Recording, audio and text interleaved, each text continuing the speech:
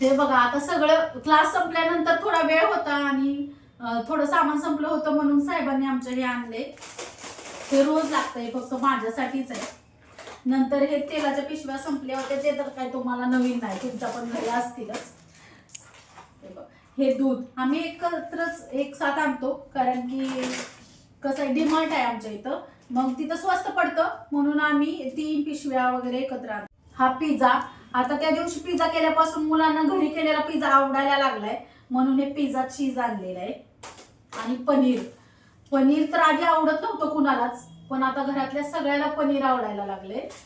आणि हे gym jam, नंतर हे आहे तुम्हाला माहितीच आहे काय आहे, आणि हे सगळ्यालाच आवडते, कधीतरी खाण्यासाठी चांगलं आहे म्हणून हे आणते. आणि ब्रेड कशासाठी आणलं असेल गेस करा बरं. तर हे आणले सँडविच साठी. असं चहात बुडवून खायला शक्यतो कुणाला आवडत नाही. आणि चिक्क्या अशा पूर्ण आणल्या ना तर त्या खराब होतात, मग ह्यात अशा छोटे छोटे पॅकेट्स आहेत म्हणून हे आणले. आणि हे एवढं सगळं सामान आज छोटीशी स्वीट अशी खरेदी केली.